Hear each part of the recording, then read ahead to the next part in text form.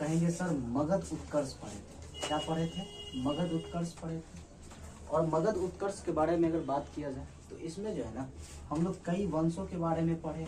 जैसे कि हम बात करें पहला वंश तो हमने ही पढ़ा था, हर्यक वंश पढ़ लिया।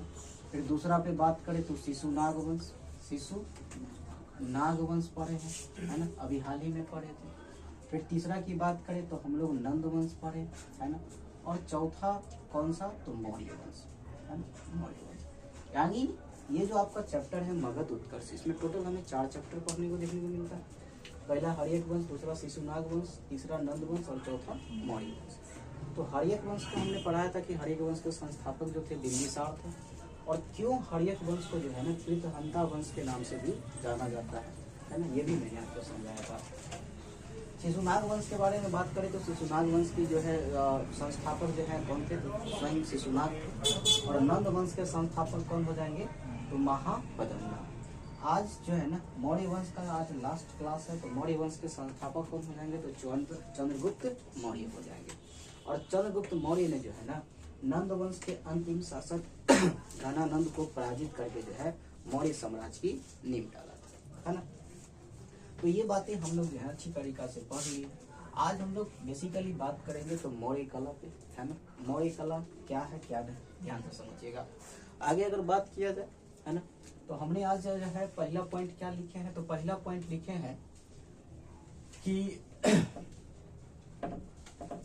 सिंधु सभ्यता के पश्चात कला का वास्तविक कला के पश्चात जो है ना व्यवस्थित विकास जो है ना मौर्य काल में ही शुरू हुआ था। यानी हाल ही में हम लोग सिंधु घाटी सभ्यता पढ़े थे और सिंधु घाटी सभ्यता में हमने थोड़ा बहुत कला देखा था, है ना। तो वहां से अगर बात किया जाए तो सिंधु सभ्यता के पश्चात यानी कला का जो कला है उसका जो है ना व्यवस्थित विकास कहाँ देखने को मिलता है? तो मौर्य काल में हमें देखने को मिलता है ना। जैसे कि आप देखेंगे शिलालेख की बात कर लेते हैं। शिलालेख की टोटल संख्या कितनी है? 14 है ना। और ये अशोक के शिलालेख की बात हम लोग कर रहे हैं, तो अशोक का शिलालेख की संख्या 14 हो जाएंगे। प्रथम शिलालेख की बात किया जाए तो प्रथम शिलालेख में क्या चीज का वर्णन दिया गया है? पशु बलि की निंदा। किसका दिया गया है? पशु बलि की निंदा। यानी सम्राट अशोक का ये मानना था कि भाई जो है हमारे जो साम्राज्य के जितने भी मनुष्य हैं वे हमारे क्या है? एक संतान की तरह हैं। इसके कारण जो है पशु बलि की निंदा का जो है फरमान जारी किया था। साथ ही साथ अब ये भी रख सकते हैं कि सर पशु बलि यानी इसका मानना ये था कि हमें जो है ना जानवरों की हत्या नहीं करनी चाहिए, उनका जो मांस का जो है ना सेवन हमें नहीं करना चाहिए। दूसरा शिलालेख की बात किया जाए तो दूसरा शिलालेख में इन्होंने फरमान जारी किया था चिकित्सा, यानी चिकित्सा यानी आप जानते ही हैं दवा दारू की व्यवस्था का फरमान जारी किया था। उसके बाद जो है ना मैंने यहाँ पे 14 शिलालेख नहीं लिखा हूँ, जो भी इम्पोर्टेंट है आपके लिए, है ना, उसी के बारे में लिखा हूँ। अगर आपको पढ़ना है तो आप कोई भी बुक फॉलो कर सकते हैं, वहां से आप देख सकते हैं। थर्ड शिलालेख यहाँ से गायब है, तो यानी चौथा शिलालेख हमने यहाँ पे लिखा है जो आपके लिए इम्पोर्टेंट है। चौथा शिलालेख में इन्होंने कहा था कि भाई फरमान जारी किया था भरी घोष की जगह धम घोष की बात कही, है ना। भरी घोष के मतलब होता है कि मारपीट अहिंसावादी जो हिंसा करते है ना, उसके जगह पे धम घोष की बात कही गई थी, यानी धर्म के मार्ग पे चलना, है ना, इसके बारे में बतलाया गया था। तो भरी घोष की जगह धम घोष की बात कही थी किस शिलालेख में? तो चौथा शिलालेख में।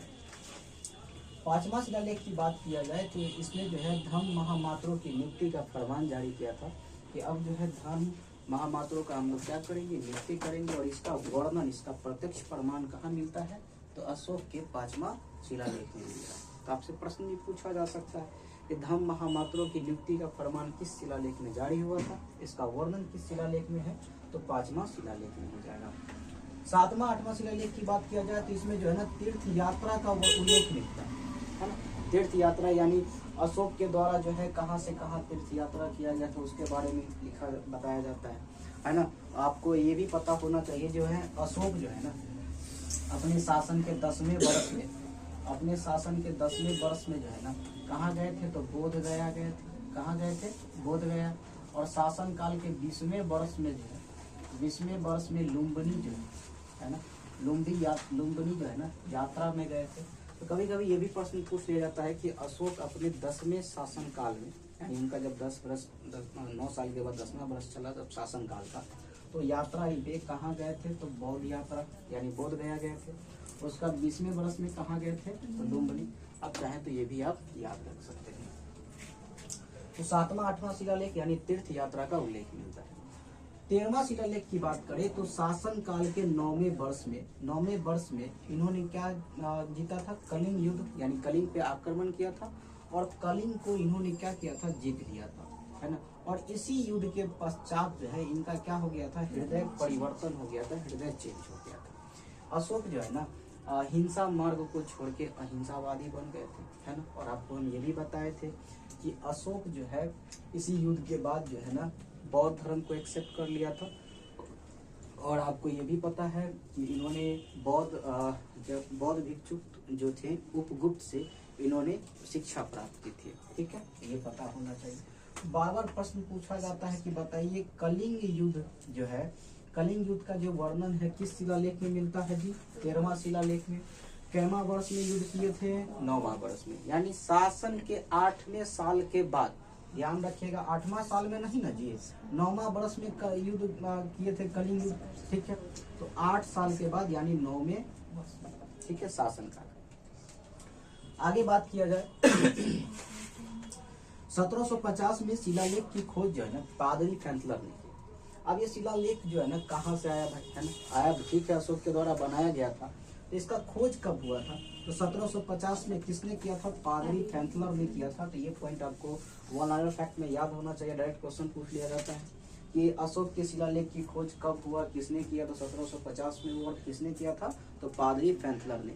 यहाँ पे एक प्रश्न और बनता है कि सर अशोक के शिलालेख को सबसे पहली बार 1837 में जेम्स प्रिंसेप नामक जो है ना व्यक्ति ने पढ़ा था, वैज्ञानिक ने पढ़ा था। तो ये भी प्रश्न बन सकता है कि बताइए कि अशोक के शिलालेख को सबसे पहली बार किसने पढ़ा? सर्वप्रथम बार किसने पढ़ा? तो जेम्स प्रिंसेप ने पढ़ा। और कब पढ़ा था जी? 1837 में पढ़ा था। आगे बात करें शिलालेख पर जो है ना ब्रह्म लिपि, खरोष्टी लिपि, ग्रीक लिपि और अरमाइक लिपि का यूज हुआ था, प्रयोग किया गया। यानी कि अगर मान के चलो हम शिलालेख लिख रहे हैं तो शिलालेख लिखेंगे तो किसी न किसी लिपि का तो यूज करेंगे, किसी भाषा का यूज करेंगे। तो उसमें किसका? तो ब्रह्म लिपि, खरोष्टी लिपि, ग्रीक और अरमाइक लिपि का यूज होता था। लेकिन अगर बात करें सबसे ज्यादा किसकी बात होती थी तो ब्रह्म लिपि, है ना। और प्रश्न जो है ना यहाँ से ये भी प्रश्न पूछ लिया जाता है कि ब्रह्म लिपि कैसे लिखा जाता है। तो आपको ये भी पता है कि ब्रह्म लिपि का मतलब हो गया कि जैसे हम लोग लिखते हैं, जैसे कि हम लोग हिंदी लिखते हैं ना जी, बताए थे ना जी, हिंदी कैसे लिखते हैं, यानी कि लेफ्ट टू कितना लिखते हैं जी? राइट लिखते हैं, यानी ऐसे लिखते हैं कि नहीं हिंदी। तो ये हमारा हो गया ब्रह्म लिपि। अब खरोष्टी लिपि कैसे लिखा जाता है? तो कहेंगे सर राइट टू लेफ्ट लिखा जाता है, राइट टू लेफ्ट। जैसे कि उर्दू लिखते हैं, उर्दू लिखते हैं कि नहीं, तो उर्दू जो है ना जैसे लिखते हैं वो हो जाएगा खरोष्टी लिपि। और जैसे कि हम लोग हिंदी लिखते हैं, है ना, कोई भी शब्द लिखते हैं तो वो हो जाएगा ब्रह्म लिपि। तो आपसे प्रश्न पूछा जाएगा कि ब्रह्म लिपि कैसे लिखते हैं? तो ब्रह्म लिपि कैसे लिखते हैं? Left to right, left to right. और खरोष्टी लिपि कैसे लिखते हैं? तो right to left, right to left. चलो याद रहेगा। आगे अगर बात किया जाए तो प्रमुख स्थान की बात करें तो प्रमुख स्थान सारनाथ स्तंभ की बात कर लेते हैं, है ना, जहाँ पे सर 4 सिंह का वर्णन, मतलब 4 सिंह का जनक चित्र मिलता है ना।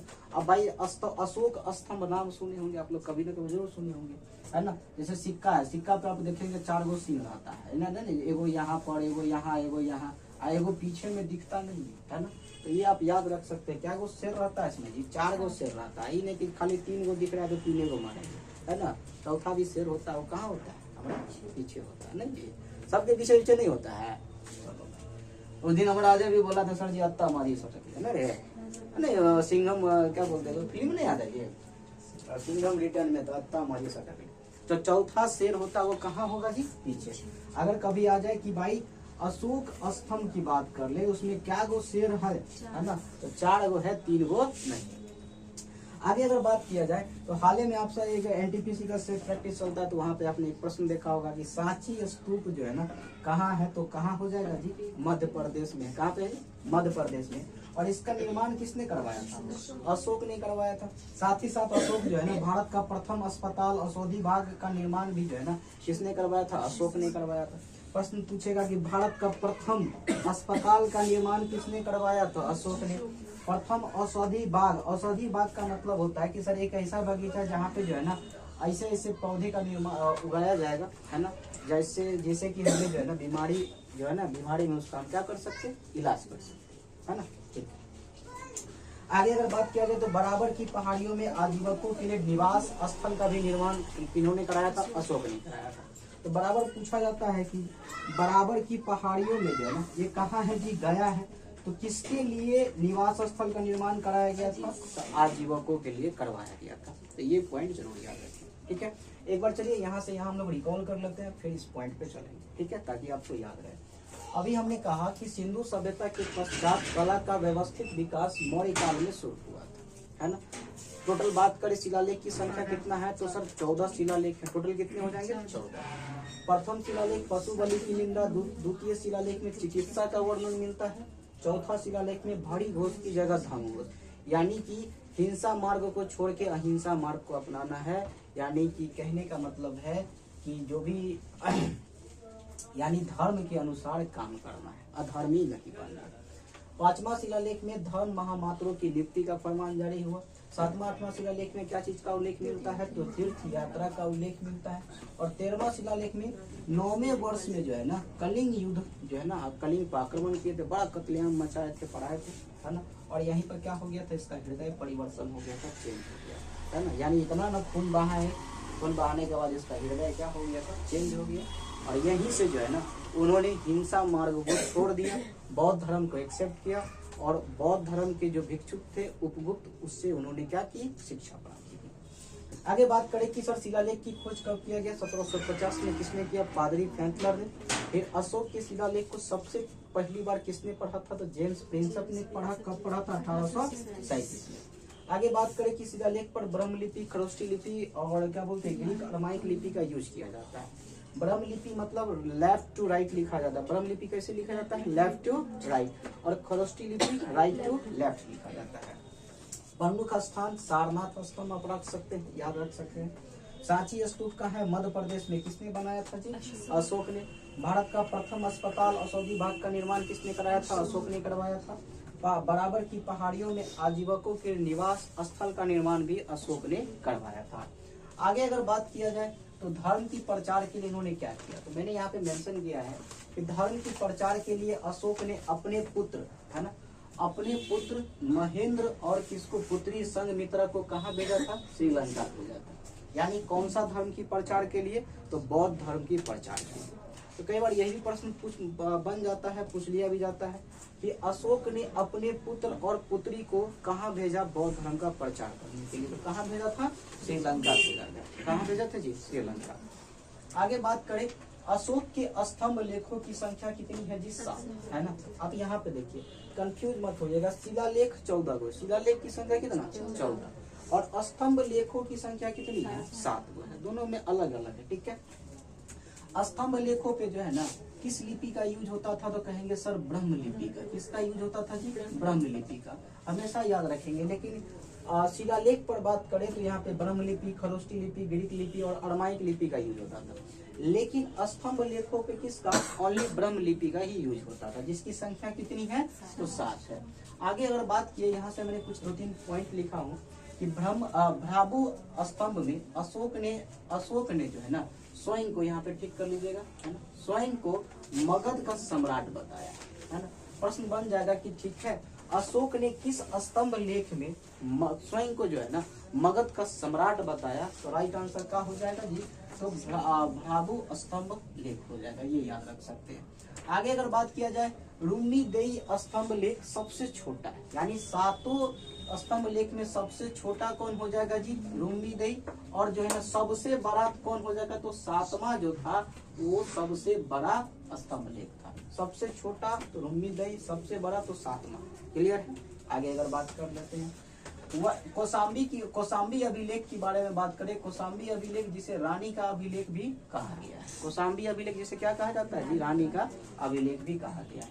तो ये सब मैंने वन लाइनर लिखा, जो आपको याद रखना बहुत जरूरी है, बराबर जो है प्रश्न तौर पे ये बन जाता है आपके लिए। आगे बात किया जाए सम फैक्ट्स के बारे में, सम फैक्ट्स कुछ महत्वपूर्ण तथ्य भी आपको याद रखना है, ठीक है। जैसे कि मैंने कहा कि मेगास्थनीज, मेगास्थनीज कौन था जी? तो कहेंगे सर मेगास्थनीज राजदूत था। किसका राजदूत था? तो सेल्यूकस निकेटर का राजदूत था, है ना। अभी हाल ही में मैंने आपको पढ़ाया था कि मौर्य वंश के संस्थापक चंद्रगुप्त मौर्य से उनका क्या हुआ था? सेल्यूकस निकेटर का युद्ध हुआ था 305 बीसी में, है ना। हालांकि जो है ना सेल्यूकस निकेटर हार गए थे और बदले में जो है ना अपनी बेटी हेलेना का विवाह चंद्रगुप्त मौर्य से कर दिए, है ना। उसके बाद अपने राजदूत मेगास्थनीज को उसके दरबार में यानी चंद्रगुप्त के दरबार में भेजे और मेगास्थनीज ने जो है ना क्या चीज का? इंडिका की रचना की है। किसका जी? इंडिका की रचना की है, ये भी आपको पता होना चाहिए। और इन्होंने, ये जो मेगास्थनीज है, इन्होंने भारतीय समाज को 7 भागों में बांटा एवं नगर प्रशासन को कितने भागों में बांट दिया था? 6 भागों में, है ना। तो आपसे प्रश्न पूछा जा सकता है कि मेगास्थनीज ने भारतीय समाज को कितने भागों में बांट दिया? तो 7 भागों में। और नगर प्रशासन को कितने भागों में बांट दिया था? तो 6 भागों में। इंडिका पुस्तक एक जरिया है, हम कहेंगे सर एक जो है ना हमारा साहित्यिक स्रोत है बौद्ध धर्म को क्या बोलते हैं मौर्य वंश को जानने का, ठीक है। तो मौर्य वंश का एक साहित्यिक स्रोत भी है हमारा। आगे बात किया जाए कुछ और फैक्ट्स के बारे में, तो मौर्य काल में जो है गुप्तचर को क्या कहते थे? तो गुड़ पुरुष, है ना। मौर्य काल में सरकारी भूमि को क्या बोला जाता था? तो सीता बोला जाता था, है ना। बिना वर्षा की उपज भूमि को क्या कहते थे? तो आदेव मात्रक कहा जाता था। तो ये सब वन लाइनर फैक्ट्स जो आपको याद होना चाहिए। युद्ध क्षेत्र में सेना का नेतृत्व करने वाला अधिकारी को क्या कहा जाता था? तो नायक कहा जाता था। तो ये सब कुछ इसकी सामाजिक थी, समाज की व्यवस्थाएं थी जो मैंने आपको यहाँ पे मेंशन करवा दिया, ठीक है। जरूर याद रखेंगे। तो मौर्य काल में गुप्तचर को क्या कहते थे? पढ़िए तो क्या कहते थे? गुप्त क्या बोलते थे? गुड़ पुरुष। सरकारी भूमि को क्या बोलते थे? सीता। अब बिना वर्षा की उपज भूमि को क्या बोलेंगे? आदेव मात्र, ठीक है। युद्ध क्षेत्र में सेना का नेतृत्व करने वाला अधिकारी क्या कहलाता है? नायक कहलाता है, ठीक है। तो मौर्य वंश इससे ज्यादा पढ़ने की जरूरत भी नहीं है, जो भी पिछले क्लास में मैं आपको पढ़ाया, ठीक है, क्रम से पढ़ाया है। हर्यक वंश, उसके बाद शिशुनाग वंश, नंद वंश, मौर्य वंश और पूरा का पूरा मैंने आपको लिखवा दिया, ठीक है ना। तो इतना जरूर कर लीजिए, है ना। और आगे की अगर बात करेंगे तो आपको पता ही है कि आगे जो है हम लोग इसके बाद जो है क्या करेंगे? तो मौर्य वंश के अंतिम शासक का नाम क्या हो जाएगा जी? वृत्रथ, है ना। वृत्रथ आपको पढ़ाए हैं, ये भी लिखा चुके हैं हम। और वृत्रथ की हत्या किसने कर दिया था? पुष्य मित्र शुंग ने, और शुंग वंश का स्थापना कर दिया। तो कल की क्लास में हम लोग ये डिस्कस करेंगे, ठीक है। तब तक के लिए अलविदा, है ना।